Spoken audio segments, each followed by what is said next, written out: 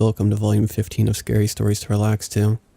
It's been a while since we visited this series, so for those of you that are new here, this is a series where the narration is more relaxed and accompanied by a rain ambience. A huge thank you to tonight's writers. Remember to send in your story if you'd like to have it featured. Stories can be submitted at my subreddit r/slumberreads. Be sure to drop a like if you enjoy. If this video gets enough support, I'll try to put out Volume 16 in the near future.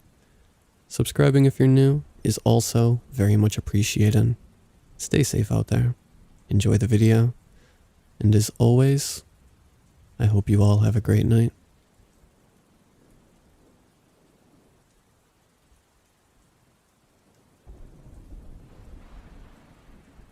Fog wreathed the mountains, thick as smoke, backlit by the crimson orange of dusk. Odd as it was for mist to swallow the landscape this late in the day, it wasn't the lack of visibility that made me doubt myself as I drove the winding interstate. I swung my car onto the exit ramp with reluctance, hesitant to commit to the misty valley, creeping up to a spotlight which blinked a meager yellow through the fog.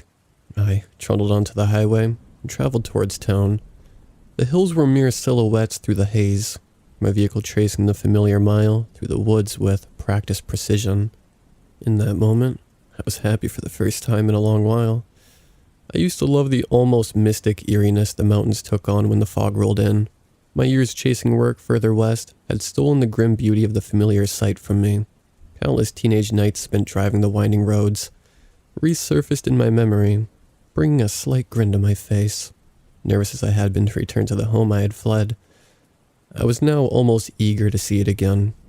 The road ran through a craggy pass, blasted into the mountainside, arching past steep wooded inclines and sheer barren rock, all obscured by the vapor which hung on the air.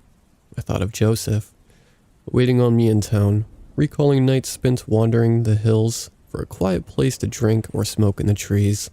Tense as the drive had been, the familiarity of the terrain put me at ease, a navigator treading a path I'd trodden 1,000 times before. It was only as I crested the craggy, veiled hilltop and looked down on the town in the valley beyond that my anxiety sunk once more. Morehead was large for a rural community, a brief blip of urbanity in a sea of dark woodland. A hospital, Main Street, and university campus sprawled down the incline of the valley, a single distant residential tower looming dark and menacing through the haze like a brutalist concrete watchman. The university made it a seasonal city, its population swelling by thousands as students flooded overpriced apartments in the autumn, only to contract once more come summer. While I expected this muggy summer evening to be quiet, void of the wandering students that haunted the winter, the staid, quiet shadow of the valley gave me pause. There weren't, I fast realized, any other cars on the road. As I slowed scanning my surroundings with a renewed apprehension, I noted an absence of lights from the windows and signs which should have winked back at me through the oncoming night. Even that ugly university dorm tower, which should have hosted a few lingering students even this deep into the vacation season, was lifeless and cool against the embers of the day's end. Maybe there had been some sudden storm, I reasoned. A gust or lightning strike that knocked out the power. I hadn't experienced any weather driving east, but the weather in the valley had always proven strangely unpredictable. Why, though, were there no headlights cruising the silent streets? I told myself that I'd surely miss something, a holiday or major sporting event. It certainly wouldn't be the first time. Perhaps what few cars there were had simply been swallowed up by the fog, masked from my nervous gaze. Still, the totally vacant valley, paired with the absence of light, was eerie. When I hit the first intersection and realized the traffic lights were dead, the uncanny stillness grew too great for me to tolerate, and I turned off the road into the misty lot of a gas station.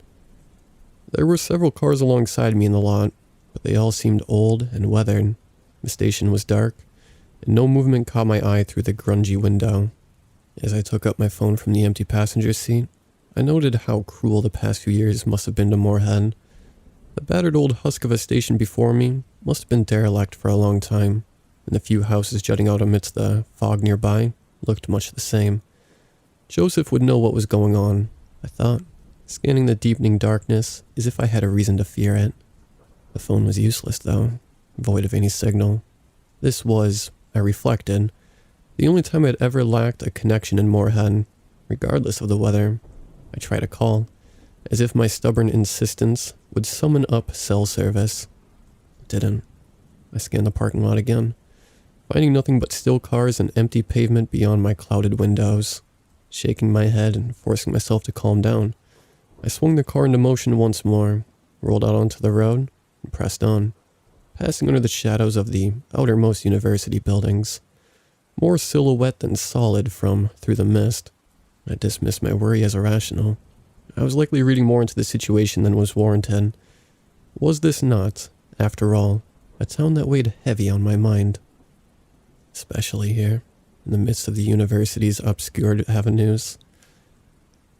I was decidedly not at home. I had quit years ago and headed for trade school, sickened by the sneering elitism that infested even this modest outpost of coastal intellectualism. From my first days wandering the grounds, the school had seemed more devoted to spitting upon the community, which rested in its shadow than provoking thought. The contempt the institution held for the rugged country, which surrounded it, was soured all the more by the amount of loan money I'd handed the pillagers before fleeing for saner pastures.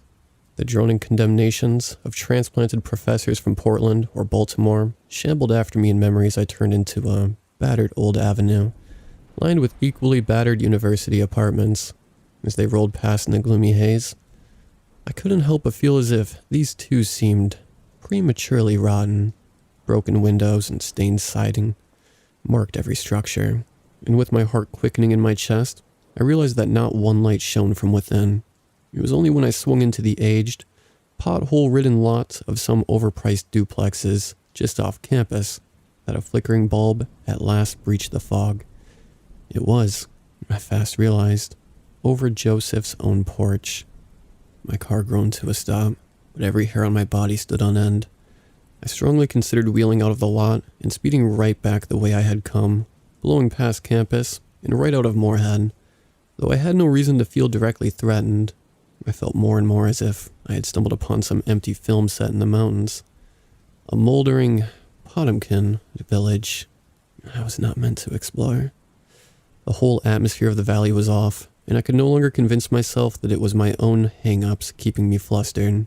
The lone porch light was the worst of it. A glinting bauble upon an empty sea of drifting vapor.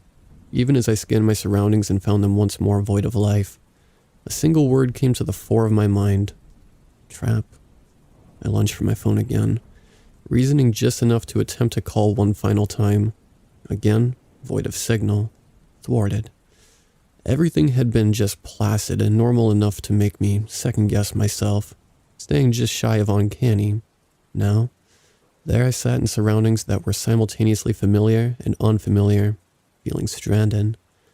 As my eyes rose, I lurched, startled at the presence of a figure on the porch. When I saw the face, wide-eyed and pale in the cruel gleam of the headlights, my fears were momentarily overcome by empathy. It was Joseph, stunned, as if I were an apparition from a bad dream. I slid from the car, raising a hand in greeting, unsure what to say. His eyes narrowed, more confused than angry. "Why are you here?" My own eyes narrowed in turn. "I drove out here to help you move tomorrow, asshole," I retorted, trying to keep the jibe good-natured. Joseph looked almost confused, disarmed by the simple words. He nodded, but it was an absent gesture, uncertain and strained. I motioned to the fog-eaten town around us, about to ask what was going on. The words had yet to leave my mouth when a distant bellow echoed from the barely visible ridge of low, wooded mountains to the east. If I say it was like a wheezing deer vocalization, that wouldn't be far off the mark, but it was far deeper, shattering the silence of the valley. It sounded as if lungs the size of a truck had made the noise, and a gravelly undercurrent ran beneath it, like concrete being scraped against stone. "We've got to go," Joseph told me, motioning toward the car. "You have enough gas to get out of here?" "What's going on?" I asked the question as I ducked back into the car, Joseph quick to slide into his familiar spot in the passenger seat. It had been many years since I'd seen him in person, but he was a pallor-stricken shadow now, much like the rotten town all around me. He was hardly recognizable as the friend I'd survived high school with. Just drive. Joseph said, his eyes scanning the pale vapor, shrouding the southern hills. I did as he said, more uncomfortable than I'd been before my friend stumbled into the picture. I waited, seeing if he'd begin an explanation in his own time. Fortunately for me, the icy silence was broken not long after I turned back into the shadows of the university campus. How did you make it in? I drove, I told him. Came in from I-64, as always. Joseph seemed to mull that over, his eyes never leaving the distant hills through the windows. We need to take another way out, Joseph told me, nodding to himself. Nothing gets out through the pass. I was taken aback by the odd, ominous statement, but let it hang in the air. I couldn't think of a protest that didn't sound petulant and panicky. There's something on the hills, Joseph explained, finally looking at me from across the way. Came in with the fog, comes down into the valley at night. I'm surprised it let you slip past. I shook my head protesting. Comes down at night? How long has this been going on? Somehow, our surreal surroundings made Joseph's vague suggestion of something on the hills the least befuddling part of his explanation. I was more concerned with the vacant, shell-shocked look he sported. The town around us looked like decades had passed in hushed neglect, the buildings rotting like oceanfront shanties, harassed by the salty wind. Joseph was no different, drawn and haggard. I don't know, Joseph said after a long vacant pause. A long time. The days are short, and the nights are long. The fog makes it hard to tell which is which. I talked with you just this afternoon, I protested, just 4 hours back. Joseph looked confused, pensive, as if attempting to recover memories from remotest childhood. He didn't answer, but I didn't press him. None of this made sense. It wouldn't make matters any better if I tried to force Joseph to make sense of them. Instead, I tried to distract the both of us with the task at hand. Which direction? Joseph took a moment to consider my question, looking every which way at the intersection we'd come to. Night had settled in now, and the world outside was more vague and foreboding. He nodded south, and I took the turn, silently happy we'd avoided the claustrophobic winding road that led east through the mountains towards Olive Hill and that strange, rumbling sound. I focused on the road, clarifying. Out past Clearfield, then. Yeah, Joseph said. It's been quiet out this way. The road we took led through Daniel Boone National Forest. It was a dark road, with only sparse settlements scattered along its length, but it was well maintained. There were broad sweeps of cleared vegetation to the sides of the highway, and you could easily chew through the miles at a fast pace. This should have comforted me, but the silence in the car was deafening, and I found myself more and more certain I was making a mistake as I moved along the road. Desperate to alleviate the still hush, I waved vaguely to the mist closing in around the car, asking, how big of an area is affected, do you think? I don't know, Joseph said. I think I know a way out, though. He let the words fall off at that. I was on the verge of pressing him for more information when he leaned over me and jammed a finger at the driver's side window. An old, winding logging road, half eaten by wandering weeds, crept up the mountainside here. It was more by memory that I knew this, for its muddy, tree-lined mouth was all that could be seen in the softly drifting haze. There, Joseph said. We crossed there. I looked from Joseph to the gravel trail's shadowy entrance. I shook my head protesting. We have no idea how bad that road is. The car will get stuck halfway up, then we'll be walking out. Joseph leaned back, insisting. That's the only way out. How could you know that? There was another, wheezing bellow from the other side of the road, opposite the logging path. It was distant, but far closer than before. Move, Joseph ordered. My eyes met Joseph's then, wide in the gloom of the car. For the first time, I was taking a good look at him, up close in the shade. I could have sworn that, in the ambient glow of the headlights, there was something off about them, something misshapen. Even now, removed from the frenzied rush of that nervous night, I can't shake the feeling that the pupils were elongated. For one tense span of seconds, scored by another wheezing snort from the unseen caller in the trees, I saw goatish, oblong pupils glaring back. Time seemed to freeze. I had the clarity to retrace my steps, to picture that long porch light in a sea of dark decay. I'd been so desperate for company in that foreboding town, so relieved to see a familiar face. Too relieved. I made to swing the car around, to turn back the way I'd come and hope I wasn't too late. I expected a fight, some sort of grapple over the gear shift, but it never came. I looked up to find Joseph gone. The other seat was empty. The car soundless and still once more. The road beyond the window was not empty, however. As I righted the car and prepared to step on the gas, something pushed through the trees beside the logging road, gnarled and looming, shambling on stick-thin limbs. A giant caricature of a human being stumbled through the fog. From its vague outline, antler-like growth sprouted in haphazard clusters from glistening flesh. Its obscured hands were outstretched, reaching for the car, the jagged claws branch-like and stiff. The old car's whining engine protested as I forced it into motion, but it moved all the same. As I turned back to the road, I saw more of the shambling forms, both large and small, stumble from the opposite hill. My darting eyes, catching movement in the rearview mirror, took in dozens of them in the mist, each awkward movement a jerking struggle. There was a loud scraping, as if branches across a car roof. As I picked up speed, something clattered against the rear bumper of the car.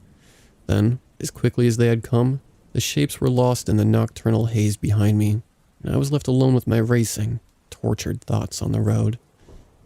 Morehead was alive with twisted life when I reached it. Those awful wheezing calls echoed through the empty streets. Spindly figures darted along alleys and across rooftops. I kept my eyes forward, heart thumping, moving as fast as I dared in the tired old vehicle, retracing my steps towards the interstate. As I climbed the hill towards the valley's edge, a keening snort like wind through a tunnel ripped across the small city. I threw a foolish, desperate final look at the mirror. Atop the southern slopes, there was a monolith against the horizon, an impossibly towering tree amongst the forest. That's what I would have taken it to be on a sane night anyway. The spiny, ragged form raised a gigantic, spindly limb and waved. The fog broke upon the ridges as I passed out of the valley. The light along the interstate came into view, and for a long moment I questioned my sanity. A truck rumbled across the overpass, though, and in a rush of exhausted fervor, I sped onto I-64 and rocketed west, far away from the brooding hills at my back. Some 10 miles out from Morehead, I heard a rumbling in the passenger's seat. Text from Joseph. A glance told me. I waited until I reached Lexington, nearly an hour later before picking up the phone. The messages were entirely mundane. Joseph asked whether I'd be on time, and said he'd keep food in the fridge in case I came in late. Sitting in a well-lit lot on the outskirts of Lexington, I tried to convince myself I've had some vivid, sleep-deprived half-dream in the hills. I tried to believe that my stress had gotten the better of me. I even succeeded, for a time. Still, could not convince myself to return to Morehead. I came up with a meager excuse, left the probably sleeping Joseph a message explaining myself, and drove for home. I was in no condition to be with company, I thought. Better to rest in familiar surroundings and try to get a grip on whatever hallucinatory episode I'd had in the mountains. I was able to keep a grip on this comforting fiction until I stopped for gas another hour into the drive. I've never returned to Morehead.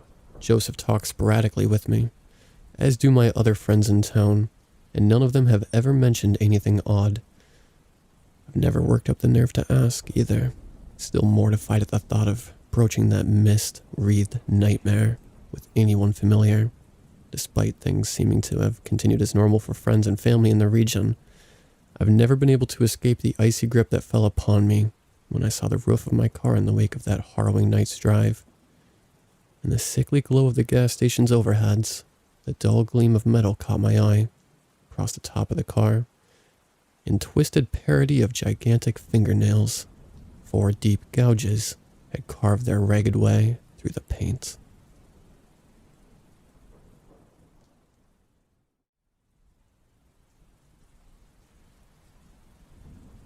I got this doll at a yard sale. It caught my eye as I was driving past it.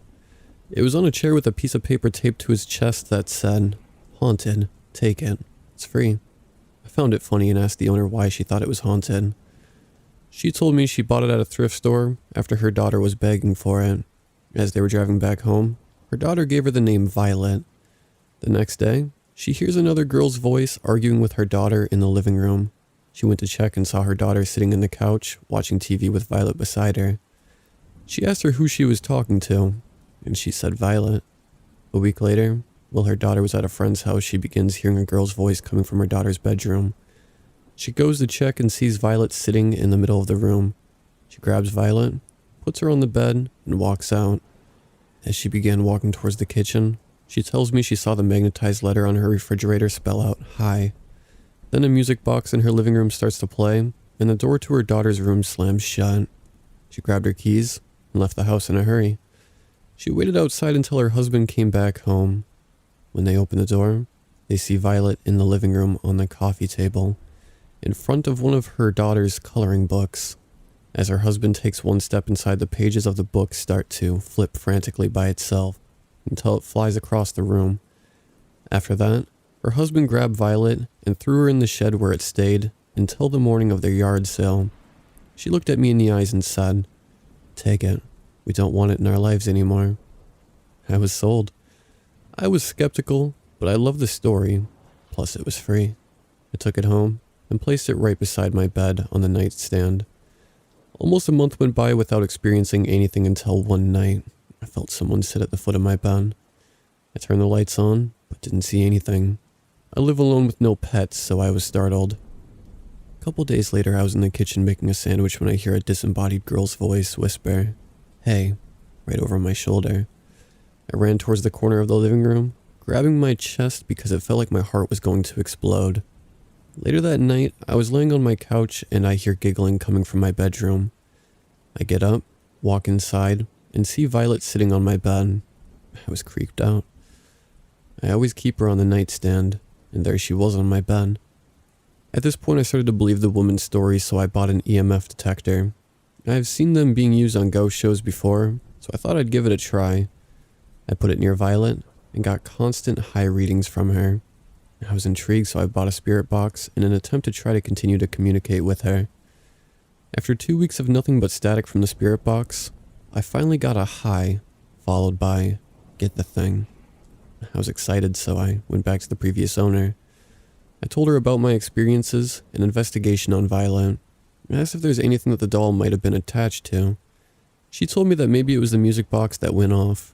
I asked her if she still had it, and she gave it to me. After about a week of on and off spirit box sessions, I finally got a girl's laugh, followed by something that sent a chill down my spine.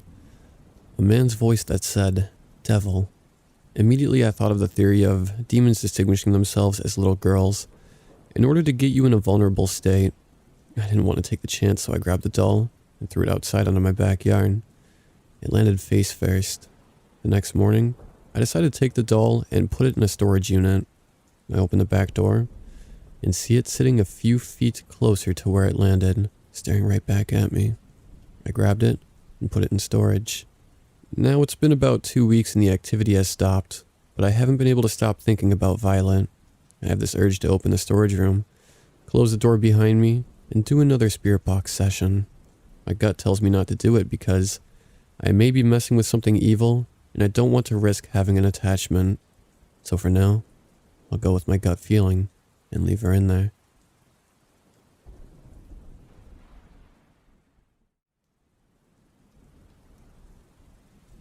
Since our summer plans were canceled due to the virus, my family and I decided to go to a nature park for a picnic. We picked our spot near a beautiful lake. We laid blankets and sat down to eat the takeout food we had brought. We were on the grass, and to be able to see anything in the water, we had to step on rocks that lined the edge of the lake. On the other side of the lake was the same line of rocks. The same thing. The lake had beautiful glittering green water. When we were done eating, we wondered if there were any fish that might be in the lake. My mom and sister were standing on a different rock than me, searching for fish. I was further down the lake. I was admiring the sparkling water as I heard my mom pointing to a fish she saw in the lake. I didn't know what my dad was doing. All I knew was that I was transfixed on the water. It drew me in. Couldn't look away. I felt uneasy yet calm at the same time, like the water was trying to pull me in for a swim. The water's strange grip on my mind was broken when a fish swam into my line of sight. I looked up, and my dad was walking towards my mom and sister with a bizarre look in his eye. My mom noticed him too. He was acting like a zombie. He aggressively grabbed my mom's arm and shoved her head close to the water. My sister was screaming at him to stop. I was planted to the rock in shock. I was so confused and surprised. My dad is the gentlest man I know. He wouldn't lay his hands on anyone like that, especially not my mom. This wasn't him, was all I could say to myself.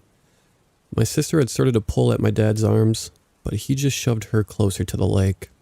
"Look in the water. What do you see?" I heard my dad say in a monotone voice. My mom was crying, begging him to stop. Then, all of a sudden, my mom relaxed. My dad slowly let go of her, and she stood there for a moment, blank. My sister was so scared that she took off running. I still didn't know what to do. I was too scared to move now. I attempted to call after my mom, but nothing came out. My mom swiftly caught my sister before she could get too far. I looked on in horror as my mom shoved my sister's head close to the water. My mother and father held her there for a few moments and tried their best to keep her from struggling. They asked the same thing my dad asked my mom, in the same monotone voice. "What do you see in the water?" But this time, in unison. My sister was screaming and crying, but no one came to help. When my parents finally let go of my sister, I took off running. My rapid heartbeat was the soundtrack of my run to the car. I left my phone in the car, so I figured I could call the police and tell them what was happening.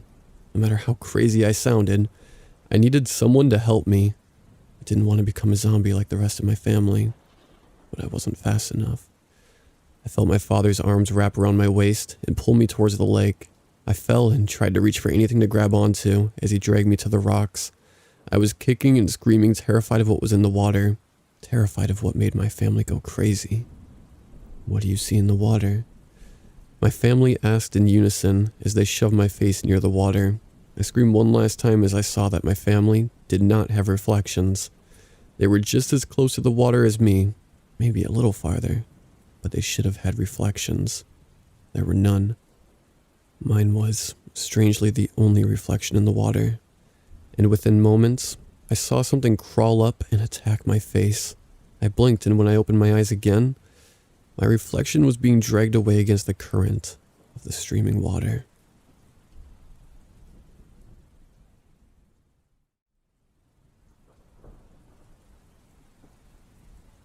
I would like to state, for the record, that I have paranoid schizophrenia. I was diagnosed at age 11 and have been on medication to control it since then. I have been taking my medicine. I have not had an episode for years. I am begging for people to consider the facts and not write off my stories the delusions of a mentally ill person. Yes, I have schizophrenia, but I am sound of mind and body. I know what's real.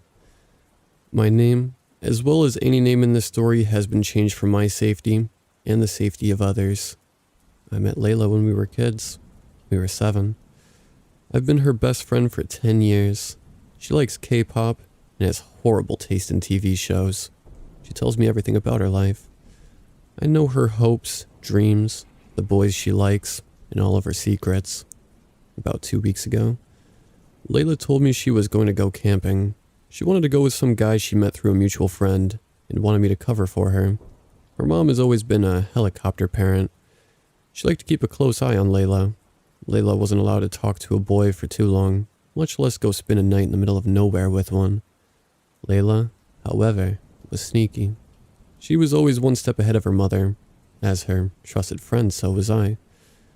I would often cover for Layla by telling her mom she was spending a night with me, or we were hanging out. I was a goody two-shoes for the most part, so I guess my words had weight to them. Of course, throughout the night, Layla's mom would usually check in. She would often ask me to send pictures of me and Layla hanging out, or Layla in general. By the time we were 15, I had amassed a huge photo album of fake hanging out photos. This night was normal. Layla called for me to cover her. I said yes. She showed up at my house and put her phone on airplane mode so her mom couldn't track her. She gave me some basic information, like where she was going and for how long, then she left with her new guy. For the first 2 days, nothing happened. Her mom texted every so often. I sent her pictures of our girls' weekend. For the most part, this seemed to satisfy her. The third day is when shit hit the fan. I woke up groggy. I had been jolted awake at 10 a.m. from my phone ringing. I didn't think much of it, so I answered it. It was Layla's mom screaming. "Where's my daughter? Is she with you? Put her on the phone now." "What?" I asked in confusion. "Why is she in the middle of the forest? Are you with her? Why wasn't I told about this?" she yelled. I began to panic. I checked her Life 360 and realized, at some point, she must have turned her airplane mode off. This meant that her mom could see where she actually was. I was screwed. I did my best to try to cover for Layla. I tried telling her mom that it must have been a mistake and that Layla was taking a bath. She was having none of it. She told me that she was heading over, and if Layla wasn't there, I would never see her again. She hung up, and I called Layla. "What the hell?" I said. "Your mom just called me asking where you are. You need to get back to my house now." "Why?" she asked, confused. "What do you mean, why? You're dead meat if your mom gets here. Turn your airplane mode on, and come back now," I yelled. Layla hung up. 12 to 15 minutes passed, and I started to freak out. I was on the verge of tears when Layla walked in nonchalantly. I took the time to yell at her and explain the situation. The whole time I did, Layla seemed really distant and cold. Her mom showed up 10 minutes after. It took an hour to convince her something weird happened, and the GPS just messed up. I realized halfway through our argument that I was the only one trying to defend Layla. Layla herself seemed disinterested. At one point, she walked off and started looking around. In the end, her mom grounded her for her bad attitude. Soon Monday came, and I was able to see her again. She was around some mutual friends. She was smiling and laughing, but a few other people around her looked at her confused. Someone spotted me and walked over. "Hey, did something happen to Layla?" she asked. "Why?" I countered. "She's been acting really weird," she said. "Weird how?" I asked. "She's lactose intolerant, right?" she asked. I nodded. "She's already downed half a gallon of milk. The other half is in her locker," she whispered in my ear. "And she's been asking weird questions, like ones she should already know," she continued. At this point, the rest of the group noticed us and waved us over. "Hey, you're the girl from the other day," Layla said, shoving a candy bar in my hand. "Girl from the other day? You know me," I told her. "Oh, yeah, sorry. I've been forgetful lately," she smiled. I didn't have any evidence, but I know her canines weren't that sharp. They weren't full-on vampire fangs, but they were much more pointy than I remember. Getting a good look at her, I noticed all of her looked a bit off. She was a bit shorter. Her eyes changed from a light blue to a seafoam greenish blue. Her features were distinctly sharper. As the days passed, she became more weird. She started coming to school caked in dirt. She always had bruises. She even tried eating raw meat. It was too much to handle. People began confronting her too. Our friend Casey pointed out that she's almost a totally different person. We haven't seen him in a few days. He wasn't the only one who said something, and he wasn't the only one who had some stroke of misfortune. It took 3 people confronting her. Casey disappeared. Ava's family moved the day after. And Jordan had an accident and shattered most of the bones in her leg. Each time Layla was confronted, she would chuckle it off. "Of course I'm Layla. Look at me. Who else would I be?" She would giggle, but something about the way she said it sounded more like a threat. When she spoke, my blood ran cold. People became scared of her. I could see it in their eyes. Everyone was pretending like everything was okay. They were talking to her like normal, but we all knew that wasn't Layla. It became unbearable. I knew I had to say something, so I confronted her. I gained as much evidence as I could. I wrote them down. In the end, I had a full notebook and a half of discrepancies. The day after, I confronted her. I told her everything. I talked for about 30 minutes, and when I was done, I looked at her for a reaction. She surprised me. "Grace, have you been taking your medicine?" She asked, taking my hands in hers. No, I thought. I looked around. Everyone was looking at me uncomfortably. Yeah, of course I have. This isn't a delusion. I'm not crazy. I shouted, but it was too late. After that, no one would listen. People began to write me off. They would talk about how I'm having an episode, but I'm not. I've been her best friend for 10 years. She likes K-pop and has horrible taste in TV shows. She tells me everything about her life. I know her hopes, dreams, the boys she likes, and all of her secrets. I know my best friend Layla. This is not Layla.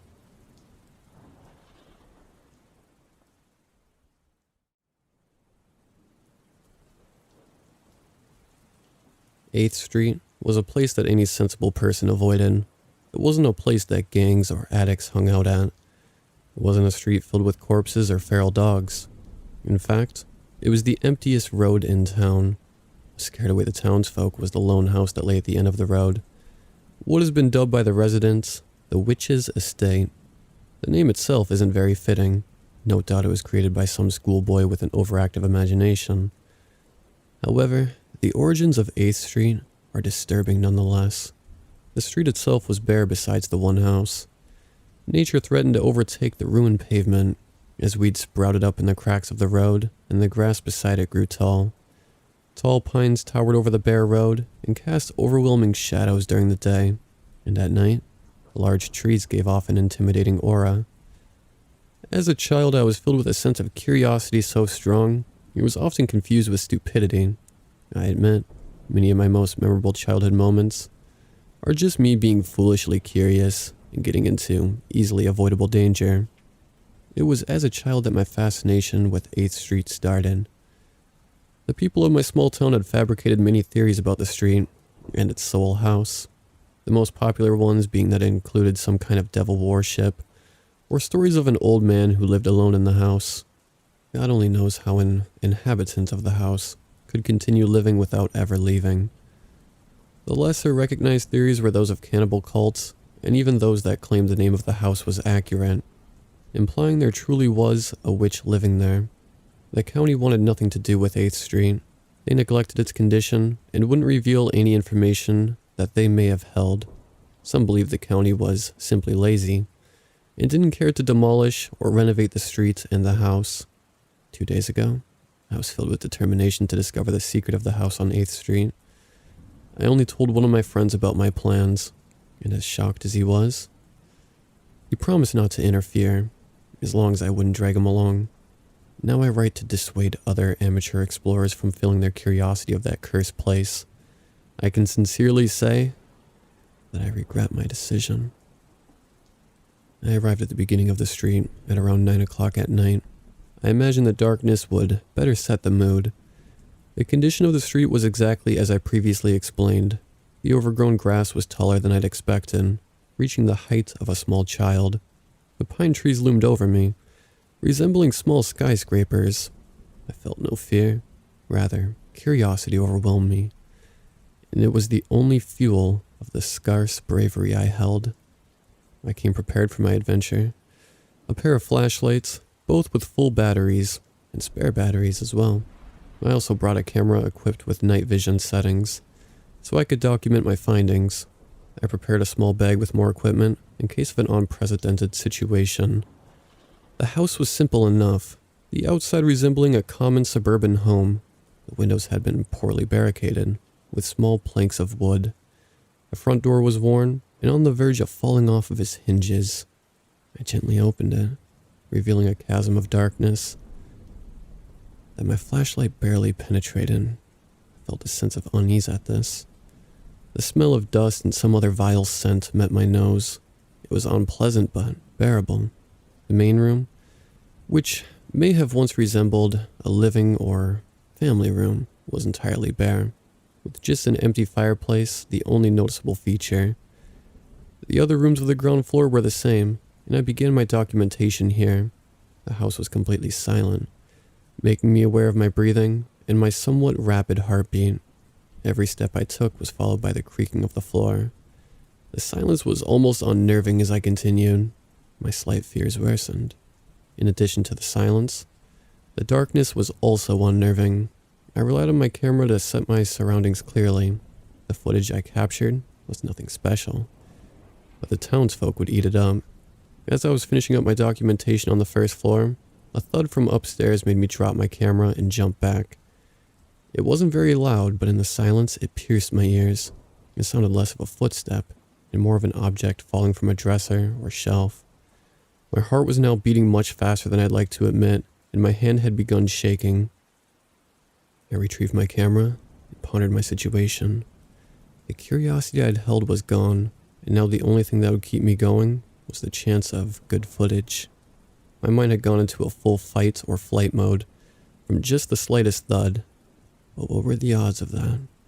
Of all times, something were to fall from a shelf. It would occur just as a foolishly brave explorer was fulfilling his curiosity. I swallowed and took a deep breath. I was beginning to calm down, and my panic was slowly leaving my body. I took a step towards the staircase that was in the main room. The darkness was even more overpowering in the hallway upstairs. Holding my breath, I ascended. The hallway upstairs only led to a single room that was at the end of the ominous corridor, reminding me of the street itself. The single room gave me the slightest reassurance, as the noise could have only come from the one room, meaning I didn't have to examine multiple rooms. The door to the seemingly small room was wide open, except this door was in much better condition than the one I'd used to enter the house. Using the night vision of the camera, along with the slight help of a flashlight, I entered the room. My heart once again beating faster, but something was very, very wrong. The room was empty, completely and utterly bare, without even so much as a chair or desk. There were no windows, no lights, nothing. A room without anything. It was also incredibly clean. The walls and floor revealed by the flashlight were free of dust and dirt, not the slightest scratch present on any surface. Confused as I was, reality began to set in. Panicked, I realized there was nothing here to make even the most minor sound. Then the door slammed shut. With the force of a hurricane, the door behind me slammed closed. My heart must have stopped for a few seconds as I didn't dare move. I was shaking and breathing uncontrollably. Both the camera and the flashlight had fallen from my hands and now lay on the floor. As I finally drew the courage to turn around, a whisper from the doorway caused me to jump once again, and I spun around. Without a light or the camera, I couldn't see anything through the darkness, and I reached for the flashlight ahead of me. With a light, I could see the doorway and the closed door, but nothing more. I swallowed. My panic was overwhelming. Every solution in my mind was clouded. For the first time in a while, I was terrified. I was near the corner of the small room, and I sat down to calm my shaking legs. A tear emerged from my eye and rolled down my cheek. Regret, that was becoming present in my mind, mixing with the fear, as if teasing me. The same whisper repeated behind me. This time I audibly screamed, and I didn't bother to move. Tears continued to stream down my face, and I pleaded to whatever was torturing me. Please stop. I promised to leave and never return. The whispers repeated all around me now, some louder than others. I did nothing but sit and tremble. Suddenly, with one last hopeful thought, I remembered the bag I had brought along. My phone, I said aloud. I scrambled for the bag, moving for the first time in a while. The phone, thank God, was in the bag and worked perfectly. However, when I first powered it on, the display time was 3 in the morning. I hesitated. How on earth was it 3 in the morning? I arrived at 9, and the documenting that I'd done couldn't have taken more than half an hour.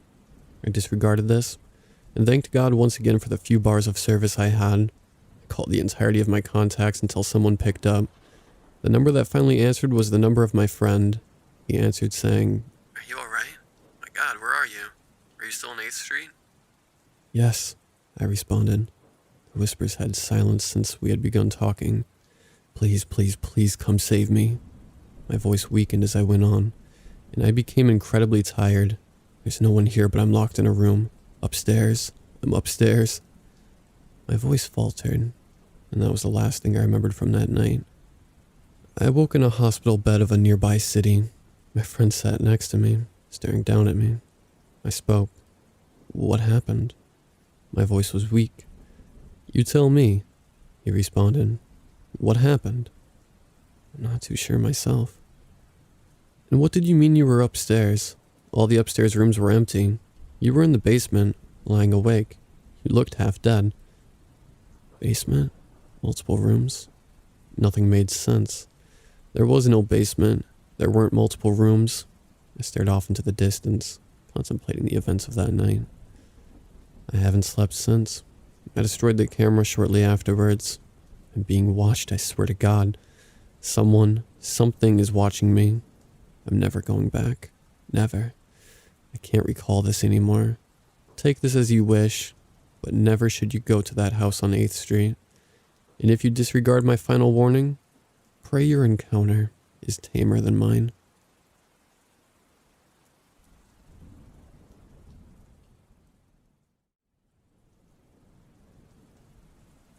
This story is from back when I was a child no more than 13 years old. What happened that night has completely made me fear the outdoors, especially woods.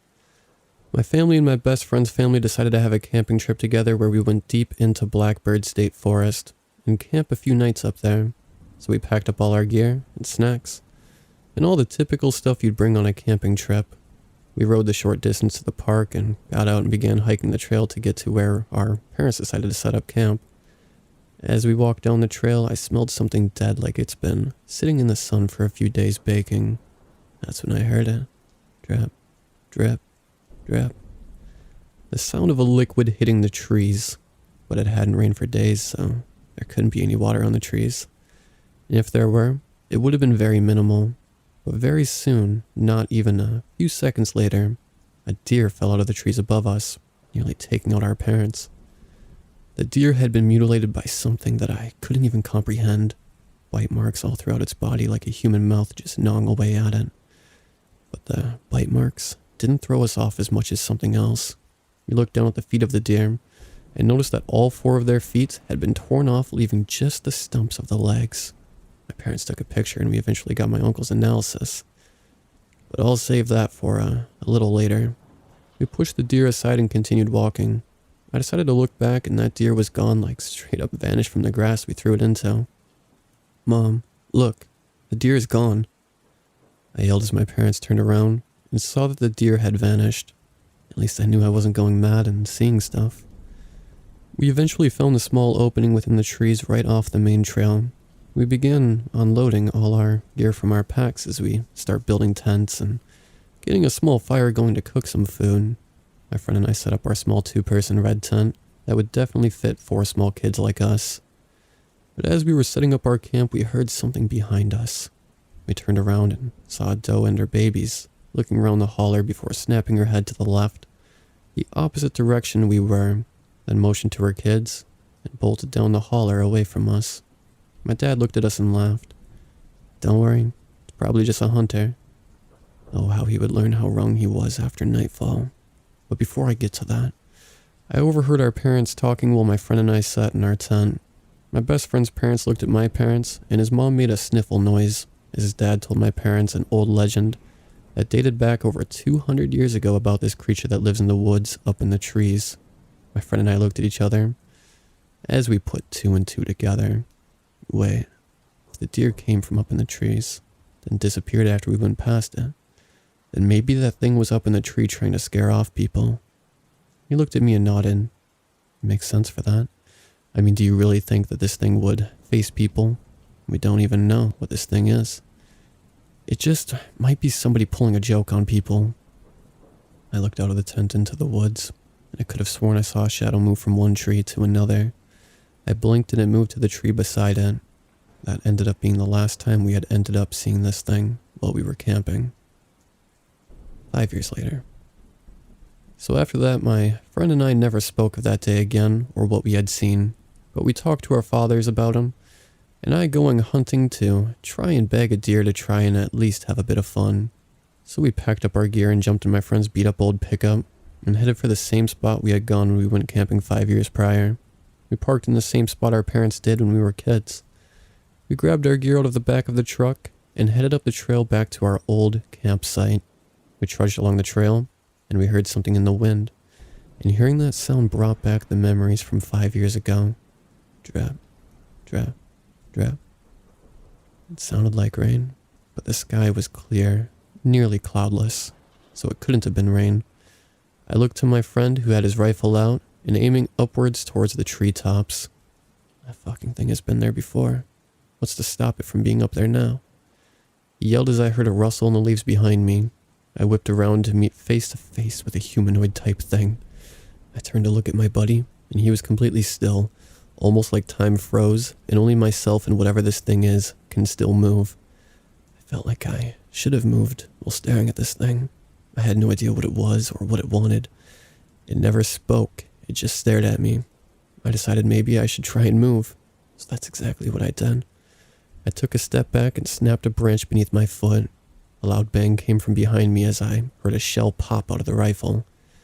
God damn it. Sean, are you trying to kill me? I yelled as I snatched the rifle from his hands. No, I thought I had a shot, so I tried to take it. He said, acting like he had done nothing wrong. You nearly took my ear off. I screamed as I turned to see nothing behind us anymore, and the dripping noise had stopped. I'm sorry, alright? He yelled back as I threw him the rifle back. Aim for it, or the deer, not me. I said as I turned and started to walk down the trail again, Sean following behind seconds afterwards. Once we had arrived in the small little area we planned on staying for the night, I told Sean one person should go sit up in a tree, using the portable tree stand thing that you wrap around the tree and you raise it up the tree to your ideal height. He agreed to that idea, but told me I was going to sit there that night, since it was my idea. I groaned and just grabbed the gear and the rifle and put the stand around the tree and raised it, and myself up the tree. I pointed it to face the camp so I could have a very clear view of camp in case something came around it. So I sat in there for what seemed like hours when I heard a small rustling behind me. I slowly turned my head to look behind me, and I saw off in the distance about 50 to 60 yards was a rustling bush. I pulled out my infrared camera and looked at the bush. It was hot with activity, like extremely hot to the point that whatever was in that bush was in there not even seconds ago. And as I watched the bush, I felt something dripping down onto the back of my neck. It felt slightly thick like spit and warm as well, and I felt like panicking and jumping out of the stand. But if I did do that, I'd no doubt shatter both of my legs and be easy prey for whatever this thing was. I pretended not to notice as I put the butt of my rifle between my legs and held my finger on the trigger as I put my back against the tree as to not shoot myself. So I have the round in the chamber already, and I'm saying a quick prayer in my head as I prepare to fire at this thing. I heard something that threw me off, and I'm still trying to figure out how it did this, but I heard like a very long, very evil sort of whisper and hum within my soul. I froze solid as I held the rifle, and as soon as I heard movement above me, I fired the shot, nearly causing me to drop the rifle from the tree stand. Whatever it was moved as I felt something hot drip onto me again, but this time it was once and gone, just like the spit-like liquid. I pulled out my mini flashlight as I pointed the flashlight onto where the liquid was. It appeared to be like blood or something along that line, because it was that deep maroon color. So I sat there after I put my flashlight away, pulling out my infrared camera and scanning the area. I scanned the tree above me and I saw a medium-sized hotspot about 6 feet above me. I decided maybe it was time to get down from the tree, so as I went down the tree, I heard an ungodly screech like somebody yelling in pain. I hit the ground running as I dove into my tent. Sean, I say as I opened the smallest slit in the tent door. Yeah? He said in a near whisper. I hit that bastard with a bullet and it's bleeding. I said as I reached for a small little solar lamp I brought with us. I looked at him and he looked at me from each other's tent as I opened it so I could throw it out. Lamp out. I yelled as I threw that small lamp as far as I could, which was only about 30 to 40 feet roughly. Watching from our tents, we heard rustling, and then we saw a shadow dart past the lamp. I backed up away from the door. As I sat in the middle of the tent, I sat there with my rifle aimed towards the door of the tent. A scream rang through the trees as it sounded like Sean's voice. Sean, are you okay? I yelled as I waited for him to respond. All I heard was silence before hearing a growl from behind me. I slowly turned around in a small hole in the back of my tent about the size of a $50. In that hole was a glowing red eye. I swung my rifle around and fired at the eye. I never heard a noise come from whatever was there, so I just kept my head on a swivel and my ears wide open. I was going to die out here, and I needed to check on Sean to make sure he was alright. I leaned towards the entrance to the tent when I heard a shot ring out. I heard footsteps running towards me as I saw my tent door open and Sean dive in before sealing the tent back up. "Sean, what happened to you?" I asked, looking at him. He was super bloody, a giant gash on his arm, and a fist-sized bruise on his forehead. That thing tore into my tent and dragged me, but I managed to get my rifle before I got dragged too far. He said as we looked at each other for a second, "Wait, you were getting dragged away by one of them. What was behind me?" I said, turning to the hole in the tent. The hole had grown nearly twice the size, and in that hole was that eye again, but this time, we saw it move around the tent. Sean looked at me as we heard it start running around the tent, and we heard growling and panting, then the tearing of fabric as a claw swiped across the side of the tent, tearing open the side of the tent with the 3 linear holes in the side. I looked at Sean and motioned to the flare that I packed in my bag. He nodded to me, and I grabbed it from my bag and sparked that son of a bitch. It roared to life, and I threw it out into the fire pit that we had between our tents, which ignited the wood and the very small amount of lighter fluid in it. That fire lit up the entire surrounding area. It showed us finally the outline of what this creature was. It looked like a giant wolf creature with huge claws and teeth that could have easily torn us to shreds. We both aimed our rifles towards the creature and fired round after round at it, but it never moved, almost like it was unfazed by the bullets. The shadow suddenly disappeared. I turned and looked at Sean and looked behind us. The creature was crouched in a near squat and looked at us before waving its finger like it was saying no, and it bolted off into the night. The sound of brush rustling and branches breaking faded off into the distance. "Sean, what was that?" I said as I turned to look at him, and he was pale as a ghost. He turned and looked at me. "I think it was a wendigo," he said as he put his hands on his head. "Could have been. I mean, it would have killed you instantly when it took you away. If it wasn't, then it's a wolfman or some sort of demonic creature or a spirit or something." He spoke while shaking. As soon as he finished, a deep, bellowing roar came from about a mile off in the distance from what I believed. "I'm gonna say werewolf, Sean," I said as I sat down and loaded my last shot into the rifle and laid down on my sleeping bag and set the rifle right next to my pillow. Sean just laid down, curled up in the fetal position. We managed to sleep through the night without any more pain issues. And as soon as the sun rose, we packed up what we could that wasn't completely destroyed and went back to the truck and went home. We never speak of that night, as we still don't know what exactly this thing was. But I do know one thing. It's an apex predator of those woods, and it's meant to be feared, whatever it is. And to me, it's a whole new breed of monster.